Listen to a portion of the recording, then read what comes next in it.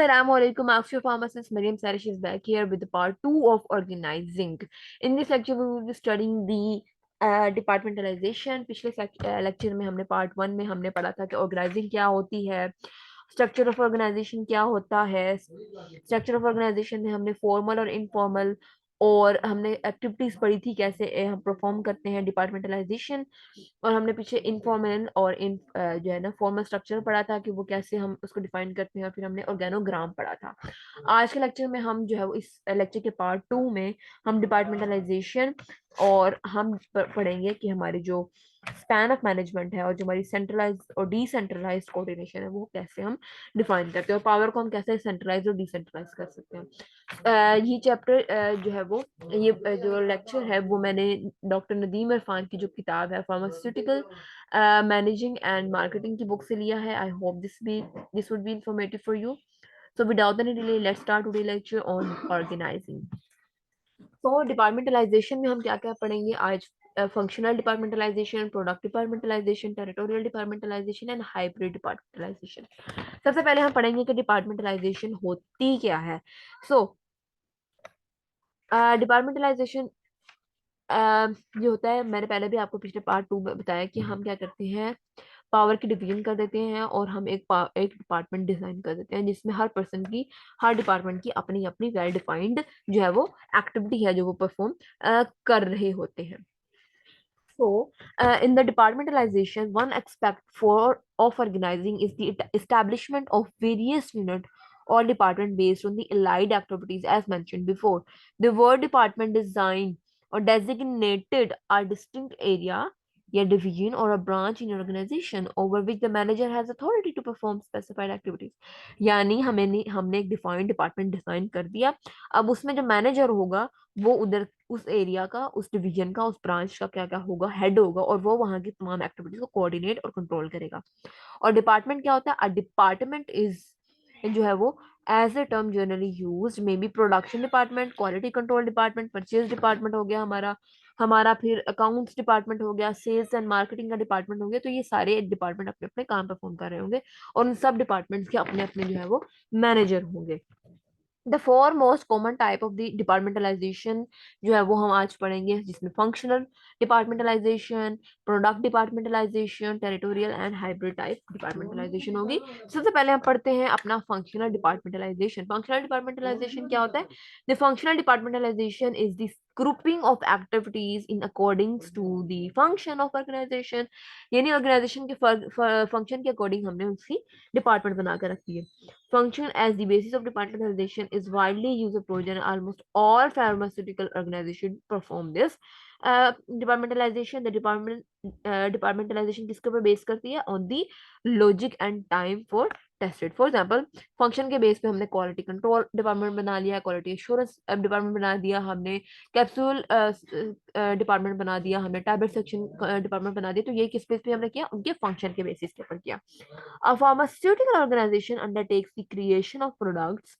For example, एक pharmaceutical organization है creation of the product or delivery of the pharmaceutical services, and thus various basic function can be identified as departments. Their production of the production department combines activities directly related to the manufacturing of the pharmaceutical product of the और delivering pharmaceutical services. तो क्या होगा? जो production होगा वो क्या होगा? Manufacturing department के साथ में जो है वो कोऑर्डिनेट करेगा। Marketing is concerned with the promotion and sales of the product services. ये अलग होगा, उनका फंक्शन क्या होगा? Marketing and sales end of the product. Human resource department is responsible for the hiring and retaining of the members of the enhance capacity. और HR क्या कर रहा होगा? हायर करेगा एफिशिएंट पर्सन को और मेंबर्स को, लेबर को, ऑफिसर्स को। हमारा जो फाइनेंस डिपार्टमेंट होगा is responsible for collecting, safeguard and managing the financial resources. Account department क्या करेगा? हैंडल करेगा pays of the employees, financial उनकी reporting and meeting of the need of the external resources. वो क्या कर रहा होगा? सारा हमारा फाइनेंस का। फिर आ जाती है प्रोडक्ट डिपार्टमेंटलाइजेशन। प्रोडक्ट डिपार्टमेंटलाइजेशन में क्या करते हैं? A structure with grouping of activities in our organization is based on similarity of the product, services और marketing। यानी जिसकी प्रोडक्ट, सर्विसेज और मार्केटिंग सेम होंगी उनके हम एक डिपार्टमेंट बना देंगे। Product division is grouping of activities on the basis of the single product or product line. For example, हम अपने टैबलेट सेक्शन की एक अलग से डिपार्टमेंट बना देते हैं, वो हमारा हो जाए प्रोडक्ट डिपार्टमेंटलाइजेशन। और फॉर एग्जांपल अगर किसी कंपनी का जो मेन प्रोडक्ट है, फॉर एग्जांपल वो विटामिन डी है, तो उनका जो प्रोडक्ट बेस्ड डिपार्टमेंट होगा वो अलग होगा। उनका मेन रेवेन्यू जो है वो उसी प्रोडक्ट से आएगा, तो वो उसकी सेल्स मार्केटिंग और उसका जो पूरा मैन्युफैक्चरिंग जो डिपार्टमेंट है वो सेपरेट कर देंगे, क्योंकि वो उनकी फोकस्ड प्रोडक्ट है। तो क्या होगा, वहां से उनकी जो अर्निंग, उनका रेवेन्यू जो होगा वो सारा बेहतर आएगा। इस तरह product division is grouping of activities on the basis of single product या line of the product, or grouping of the activities on the basis of single or least relatively homogeneous set of products. For example हम जो अपनी सारी ivy injection है उनका section जो है वो अलग बना देते हैं। The departments based on the products have their own functional specialists who perform work associated with the product of their specified division. In the arrangement, each division contains the major functional resources in the need of to pursue its own goal with the line or to reliance on other division. Since each division works as a separate companies, divisional structure are sometimes refers to the self-contained structure. अब for example जिस company का जो Panadol चल रही है, तो उनका क्या होगा, पैनाडोल के सेक्शन जो होगा, डिपार्टमेंट जो होगा, वो प्रोडक्ट बेस ऐप सेपरेट होगा। तो हम वो क्या कहेंगे कि वो क्या है, वो किस तरह काम कर रहे हैं, सेल्फ कंटेन्ड स्ट्रक्चर के थ्रू काम कर रहे हैं। Various pharmaceutical firms group their activities as section of the group of product, such as antibiotic section अलग कर दिया, antihypertensive को structure अलग कर दिया। Other basis of the grouping of the activities may be type of the dosage form. For example, क्या किया उन्होंने, डोजेज फॉर्म के मुताबिक उन्होंने अपनी डिवीजन कर दी, अपना डिपार्टमेंट बना दिया। For example liquid semi solid section, solid dosage form section. Such type of division usually evident at the manufacturing level in the pharmaceutical firm. However, they could be but fall under the product departmentalization since the major resources are not independent of each other line. Organization adopted such a structure have a large difference in their product lines, and the large difference in the product line makes them coordination difficult with functional departmentalisation, क्योंकि एक product है फिर आगे से sales marketing production जो है वो काफी कम्प्लेक्स स्ट्रक्चर बन जाता है। तो बेहतर यही है कि हम उसकी लाइन को ही, डिपार्टमेंट को ही सेपरेट कर दें। Then comes the territorial departmentalization. Territorial में क्या करते हैं, हम एक टेरिटोरियल डिपार्टमेंट बना देते हैं, और डिपार्टमेंटलाइजेशन बाय जियोग्राफी और टेरिटोरी, जैसे हम कहते हैं कि एक स्पेसिफिक एरिया का हमने डिपार्टमेंट बना दिया है। फॉर एग्जाम्पल एक पर्सन जो है वो सिर्फ जो है वो दिल्ली का जो है या मुंबई का जो है वो टेरिटोरियल सेक्शन जो है वो हैंडल करेगा। उसने पूरी दिल्ली में जो है वो एक स्पेसिफिक प्रोडक्ट जो है वो उसकी सीजन मार्केटिंग करनी है। या हमारा एक प्रोडक्शन यूनिट है, वो हमारा प्रोडक्शन यूनिट लाहौर में है, तो उस टेरिटोरियल में जो लाहौर में जो हमारी मैन्युफैक्चरिंग हो रही है, उसमें उसकी स्टोरेज, उसमें उसकी मैन्युफैक्चरिंग, उसमें उसकी सेल्स एंड मार्केटिंग, उसका रॉ मटेरियल हैंडलिंग, वो सारा उस एरिया में परफॉर्म किया जाएगा। तो ये हमने टेरिटोरियल डिपार्टमेंटलाइजेशन कर दी। The activities of marketing department are physically or geographically dispersed to with the similar products, या फिर हम एक पर्सन को एक लाइन ऑफ प्रोडक्ट दे देते हैं in a similar geographical area. A manager is responsible for each territory. Her territory का अलग अलग मैनेजर होता है, that is responsible for the marketing of that pharmaceutical product in the region. Then comes the last part of the departmentalization, वो है हमारा hybrid departmentalization. In the hybrid departmentalization क्या होता है, vertical coordination is linking of activities at the top of the organization which moves to the middle and the lower in order to achieve organization goal. Following are the various approaches used for the vertical coordination. Vertical coordination या hybrid departmentalisation के लिए क्या क्या उसमें चीजें follow की जाती हैं। सो सबसे पहले हम पढ़ेंगे, सॉरी मैंने पहले ही हाइब्रिड डिपार्टमेंटलाइजेशन स्किप कर दिया। तो in the hybrid departmentalization based on combining of the function and product departmentalization in some organization structure, हम क्या कर देते हैं, कंबाइन कर देते हैं फंक्शन और प्रोडक्ट को, यानी हमने प्रोडक्शन और सेल्स मार्केटिंग एक मैनेजर के हेड पे कर दिया है, वो उसकी प्रोडक्शन उसकी मार्केटिंग दोनों का हैंडल करेगा। तो ये हमने क्या कर दिया, हाइब्रिड कर दिया। फॉर एग्जाम्पल इंडस्ट्री जो है वो छोटी है, तो हमने एक ही मैनेजर डिफाइन कर दिया, तो वो उसकी क्वालिटी कंट्रोल, क्वालिटी एश्योरेंस, उसकी मार्केटिंग और सेल को, सब चीजों को उसकी हैंडलिंग करेगा, वो हमारा मैनेजर होगा। It attempts to incorporate advantages of the box structure, इसके अंदर तमाम स्ट्रक्चर्स जो है उनकी बेनिफिट्स और डिमेरिट्स हैं. Then come the vertical coordination. Vertical coordination is the linking of activities at the top of organization to those of the middle and the layers of the organization.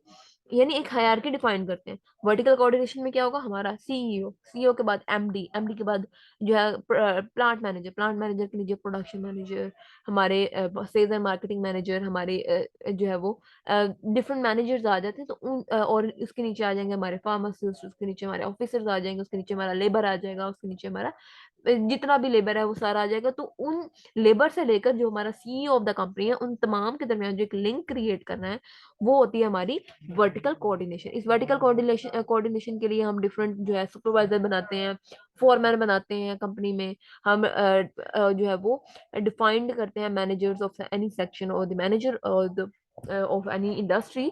तो वो सारे के सारे जो है वो कोऑर्डिनेशन इंश्योर करते हैं. Following are the various approaches used for the vertical coordination. तो पहला स्टेप क्या है, फॉर्मलाइजेशन. फॉर्मलाइजेशन में हम एक पूरी फॉर्मुलरी, एक पूरी जो है वो हमारी हायरार्की फॉर्मलाइज्ड करते हैं, जिसको हम आगे अब डिटेल में पढ़ते हैं. So formalisation is the degree to which written policies, rules and procedure and the job description जो है वो हम specify कर देते हैं what action are to be taken and what action are not to be taken under a given set of circumstances. यानी आपकी जो जॉब डिस्क्रिप्शन होगी, आपके जो रूल्स होंगे, प्रोसीजर्स होंगे, वो इन अ वर्ड डॉक्यूमेंटेड वे आपको आपकी हायरिंग के वक्त दे दिए जाएंगे. और आपका जो टास्क होगा वो स्पेसिफाइड होगा, जो आपको काम कहा जाएगा, जो आपके जॉब डिस्क्रिप्शन में होगा, आप सिर्फ वो काम करेंगे. आप अपने काम को बाईपास करके कोई और काम नहीं कर सकते. Policies provided general guidelines with which the members of organization are expected to operate and procedure spell out action. और उनके जो एक्टिविटीज होती हैं उस स्टैंडर्ड्स के अकॉर्डिंग, उस जॉब डिस्क्रिप्शन के अकॉर्डिंग होगी. To be taken under certain recurring situation. हर बार वो वही रोल प्ले कर रहे होंगे जो उनके जॉब डिस्क्रिप्शन में, जो उनकी पॉलिसीज और प्रोसीजर में उनका काम जो है वो बताया गया है. Rules specify that what should or what should not be done in a given circumstances, and the job description details the activities associated with their particular job. Particular job और जॉब डिस्क्रिप्शन में या JD में ये भी defined होगा कि कौन आपका बॉस है और कौन आपका सबऑर्डिनेट है, किसकी आपने सुननी है और किसको आप आंसरेबल हो, किसकी आपने नहीं सुननी और किससे आप आंसरेबल नहीं हो. फॉर एग्जाम्पल, एक जो फोरमैन है वो एक सीईओ को आंसरेबल नहीं कर सकता कि मुझे बताओ जी ये जो तुम कर रहे हो इसका क्या फायदा है या क्या नुकसान है. वो जो है सीईओ, वो एक फोरमैन को या एक मजदूर को आंसरेबल नहीं है अपनी प्रोसीजर, अपनी एक्टिविटीज या अपनी पॉलिसीज के लिए. मगर जो हमारा प्रोडक्शन मैनेजर होगा, वो हमारे सीईओ, हमारे जो कंपनी का जो चेयरमैन होगा, उसको आंसरेबल होगा. This formalisation specify the expected behaviour of a worker and in advance. यानी बता दिया जाएगा कि भाई आपने क्या एक्सपेक्टेड बिहेवियर अपने वर्कर्स के साथ और अपने सबऑर्डिनेट और अपने बॉस के साथ शो करना है. And is one of the common method of achieving vertical coordination. और इसी तरह ही एक ऑर्गेनाइजेशन जो है वो बेहतर तरीके से काम भी कर सकती है. यहाँ पे जो है वो पावर की सेंट्रलाइजेशन भी हो सकती है, पावर की डिसेंट्रलाइजेशन भी हो सकती है. मगर उससे पहले हम पढ़ेंगे span of management. Span of management और span of control is the number of subordinate a manager can supervise efficiently. Span of management क्या होगा कि एक पर्सन जो है वो इजीली कितने लोगों को अपने अंडर मैनेज कर सकता है. एक पर्सन के नीचे हमने कितने सबऑर्डिनेट रखने हैं, एक पर्सन कितने लोगों को आंसरेबल हो सकता है, एक पर्सन के ऊपर हमने कितने बॉसेस रखने कि उसके लिए वो बर्डनिंग ना हो. तो in the span of the management, in the span of control, the number of subordinate who are directly accountable to a manager must be reasonable so that he can efficiently uh, interact, supervise and coordinate with them. यानी ये नहीं कि हमने एक ही manager बना दिया, उसके नीचे हमने सारे डिपार्टमेंट डाल दिए, वो उन सब वर्कर्स को, उन सब ऑफिसर्स को, उन सब डिपार्टमेंट्स के फंक्शन को वो कंट्रोल करे, तो उसके लिए बर्डन सम हो जाएगा. इसीलिए हम डिपार्टमेंटलाइजेशन करके हर डिपार्टमेंट का मैनेजर जो है वो अलग अलग बना देते हैं. और हर डिपार्टमेंट का जो मैनेजर होगा वो प्लांट मैनेजर को आंसरेबल करेगा, और प्लांट मैनेजर उन सब से कोऑर्डिनेट, इंटरेक्ट और उन सबको सुपरवाइज करेगा. Organizational level exist because there is a limit of the number of the person a manager can supervise efficiently, even though the line this limit varies depending on the situation. This implies that span of management influence the number of hierarchical levels of organization. तो हर person की hierarchy define होगी। ऐसा नहीं होगा कि जो है हमारे सीईओ को या चेयरपर्सन को कोई इन्फॉर्मेशन लेनी है तो वो अपने लेबर को बुला के इन्फॉर्मेशन लेगा। हमने डिपार्टमेंटलाइजेशन और हमने स्पैन ऑफ मैनेजमेंट और स्पैन ऑफ कंट्रोल इसलिए डिफाइन किया है, मैनेजर इसलिए बनाया ताकि वो कोऑर्डिनेट कर सके। लार्ज नंबर ऑफ हायरार्की और management level is our tall structure has a narrow span of control। तो जो हमारे लार्ज नंबर होते हैं ऑफ हायरार्की, यानी हमने हायरार्की अपनी बहुत ज्यादा बड़ी कर दी है, तो वो हमारी क्या होती है, नैरो स्पैन होती है, ऑफ कंट्रोल होता है। नैरो स्पैन ऑफ कंट्रोल हो जाता है, नहीं हर पर्सन जो है वो अपने अपने सबऑर्डिनेट को ही कंट्रोल कर रहा होगा, तो वो हमारी क्या हो जाएगी, डिसेंट्रलाइजेशन ऑफ द पावर हो जाएगी। हर पर्सन की फंक्शन, हर पर्सन के नीचे सबऑर्डिनेट जो होगा वो कम होगा, और हमने उसका स्पैन जो है उसका जो वो है नैरो कर दिया। जब नैरो स्पैन होगा तो उसकी कोऑर्डिनेशन जो होगी वो भी अच्छी होगी। फॉर एग्जांपल ये जो हमारा है ऑर्गेनाइजेशन ऊपर टॉल स्ट्रक्चर और नैरो स्ट्रक्चर यहाँ पे हमने बताई है, इसमें क्या होता है, पावर जो है वो डिसेंट्रलाइज हो जाती है। ये हमारा सीईओ है, सीईओ ने नीचे plant manager, sales and marketing manager and unit जो है वो प्लांट मैनेजर बना दिया, प्रोडक्शन मैनेजर बना दिया। अब उसके नीचे tablet section manager, sales manager, उसके नीचे production manager, storage manager, transport and distribution manager. Distribution manager के नीचे कोई ऑफिसर्स आ जाएंगे, ऑफिसर्स के नीचे कोई आ जाएंगे हमारी हायरार्की में। फॉर एग्जांपल कोई मजदूर आ गया, तो इसमें क्या होगा, ये पर्सन इससे नहीं कुछ पूछ सकता, यानी ये वाला मैनेजर दूसरे डिपार्टमेंट के पर्सन से आंसरेबल आंसर नहीं लेगा। ये मैनेजर इस हायरार्की के बंदे से छेड़ाछाड़ी नहीं करेगा। इसमें क्या हुआ, हर किसी का जो हमने काम है वो नैरो कर दिया। हर कोई बस अपने नीचे सबऑर्डिनेट्स को ही उनसे ही इंटरेक्ट करेगा, उन्हीं को सुपरवाइज करेगा और उन्हीं को कंट्रोल करेगा, उन्हीं से कोऑर्डिनेट करेगा। और इस तरह क्या हो जाएगा, हमारा जो ऑर्गेनाइजेशन का स्ट्रक्चर होगा वो टो स्ट्रक्चर और नैरो स्पैन इसको हम कहते हैं। और इसमें पावर की डिसेंट्रलाइजेशन हो जाती है और वर्क जो है वो एफिशिएंटली होता है। फ्लैट स्ट्रक्चर, जो हमारा जो फ्लैट स्ट्रक्चर है, ये हमारा फ्लैट स्ट्रक्चर आ जाता है, जिसमें हमने जो है वो जो है वो एक सीईओ और सीईओ के नीचे सारे मैनेजर्स आ गए, और मैनेजर के नीचे सारे ऑफिसर्स, और सारे ऑफिसर्स के नीचे सारे के सारे क्या आ जाएंगे, मजदूर आ जाएंगे। अब हर मैनेजर हर मजदूर को, हर ऑफिसर को डील कर रहा होगा। इसको क्या कहते हैं, मगर जो लीडिंग जो मैन होगा, जो लीडिंग पर्सनल होगा, वो हमारा सीईओ होगा। हमारा जो चेयरमैन होगा, जो हमारा जो एमडी होगा, वो डायरेक्टली किसी भी मैनेजर से अप डायरेक्ट करके कोऑर्डिनेट कर सकता है, और उसके पास सेंट्रल पावर है, उसके पास सेंट्रल अथॉरिटी है। मगर इधर डिसेंट्रलाइजेशन ऑफ द पावर में क्या किया, हमने हर पर्सन का डिपार्टमेंट अलग कर दिया और हर पर्सन की जो पावर थी वो डिसेंट्रलाइज कर दी। मगर इधर सेंट्रल पावर किसके पास है, in a flat structure, in the wide span structure किसके पास है सेंट्रल पावर, सीईओ के पास या चेयरमैन ऑफ द कंपनी के पास हो जाती है। So in a flat structure, on other hand, the few hierarchical or management levels and wide span of control, a tall organization raises administration overhead due to having more managers to be paid, and slow communication and decision making encourage the formation of routine tasks। अब ये हर manager directly जाकर बात करेगा CEO के लिए, CEO के लिए जो है जो है वो उसको इतना नहीं पता होगा कि उसके नीचे ऑफिसर और मैनेजर और बाकी सब क्या काम कर रहे हैं। मतलब यानी उसको फॉर एग्जांपल ये सीईओ है जो फॉर एग्जांपल एक फार्मासिस्ट नहीं है, तो वो डायरेक्टली प्रोडक्शन मैनेजर उसको कहेगा कि भाई ये हमें मसला आ रहा है, ये हमारे जो मिक्सिंग है इसकी इस तरह नहीं हो रही, ये इमिसेबल है, तो उसको कुछ भी नहीं पता होगा। फॉर एग्जांपल अगर वो फार्मासिस्ट नहीं है, उस पर्सन का बैकग्राउंड नॉलेज नहीं है, तो वो क्या करेगा, उसको मैनेज मैनेज करना जो है वो उसके लिए मुश्किल हो जाएगा।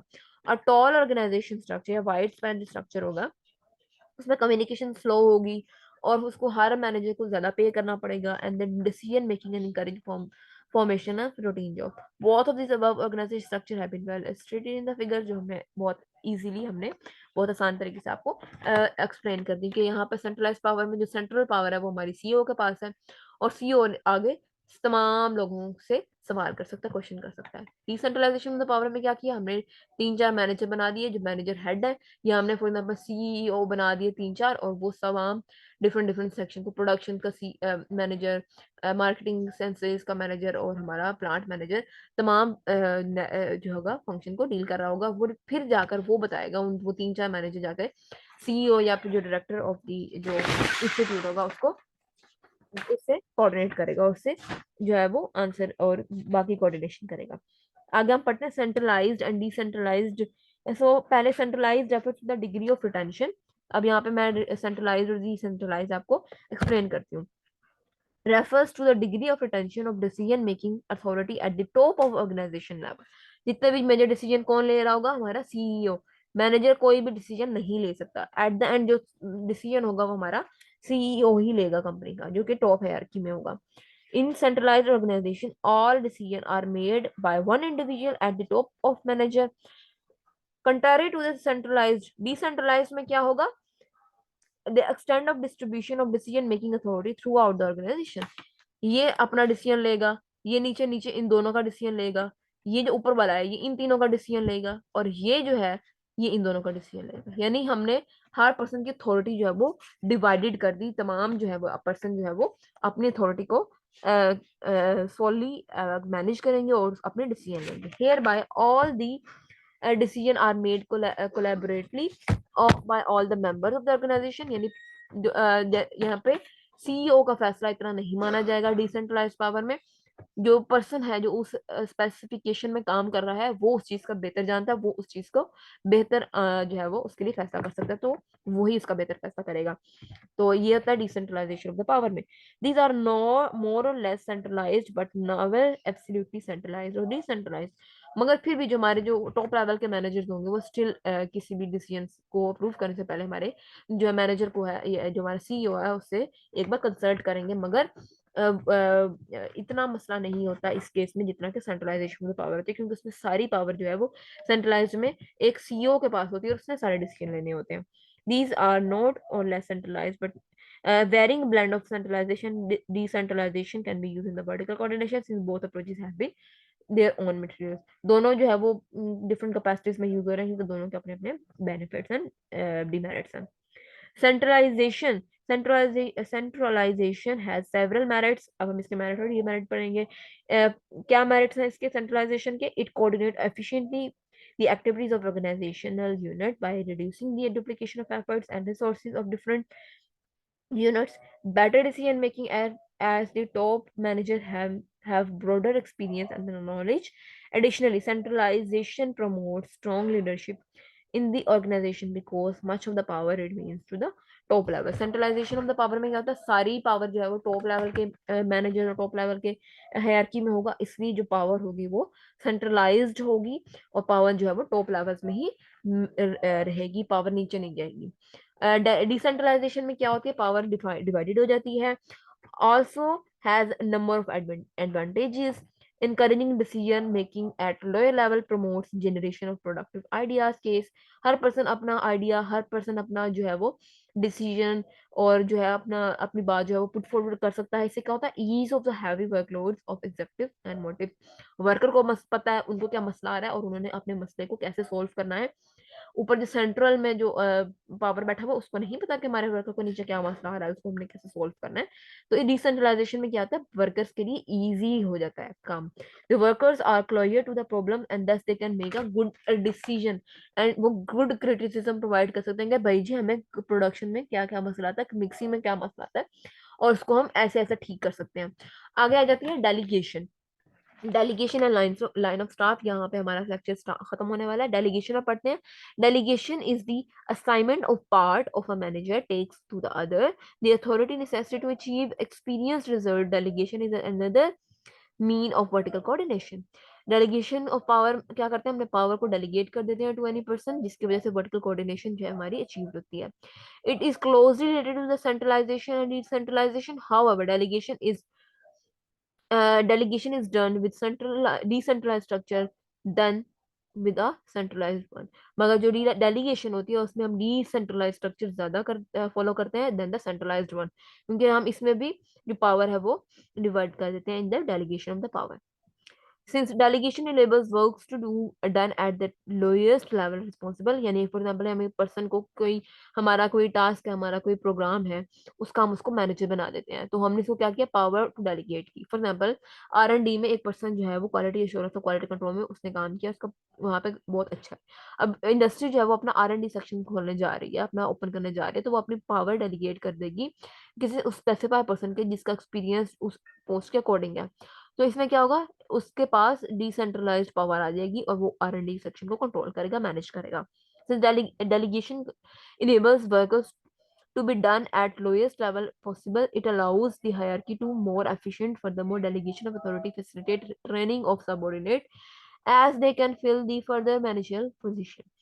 हमारे जो मैनेजर्स हैं वो ट्रेन हो जाएंगे। फॉर एग्जाम्पल लोएस्ट मैनेजर जो होगा, हमारे लोअर लेवल का मैनेजर होगा, वो जब अब उसके पास इतनी एक्सपीरियंस आ जाएगा तो वो क्या करेगा, टॉप लेवल के मैनेजर को भी रिप्लेस कर सकता है। The other advantage of delegation is that encourage manager to develop decision making and ability to motivate contribution of competitive environment। और इस तरह जो हमारे लोअर लेवल के मैनेजर होंगे उनके अंदर कंपटीशन होगा टॉप लेवल मैनेजर बनने के लिए with the help of this vertical coordination या delegation of the power. Then आ जाती है लाइन एंड स्टाफ पोजीशन।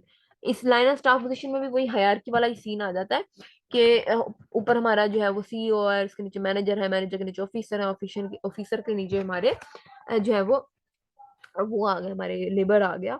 तो line and position staff position क्या होती है, लाइन एंड स्टाफ पोजीशन आती है coordination configuration of line and staff positioning in another approach used for vertical coordination. A line position has authority and responsibility for achieving the major goals of organization. A staff position primarily provide specialized expertise and assistance to the line position। यानी हर person हर labour का define होगा कि वो किस department में काम कर रहा है और वो उसका किसको आंसरेबल है, उसका उसका बॉस कौन है। Relationship between the line and staff positioning in organization most necessary effect the operation of an enterprise. यहाँ पर हमारा जो चैप्टर 4 है डॉक्टर नदीम अहमद की मार्केटिंग एंड फार्मास्यूटिकल मैनेजमेंट की जो बुक है उसका चैप्टर 4 जो है वो ऑर्गेनाइजिंग कंप्लीट होता है। Thank you so much for listening. Before at the end of the session I request you to kindly subscribe my channel ask your pharmacist Mariyam and share this lecture with your final year pharmacy students. Thank you so much for listening. Allah Hafiz.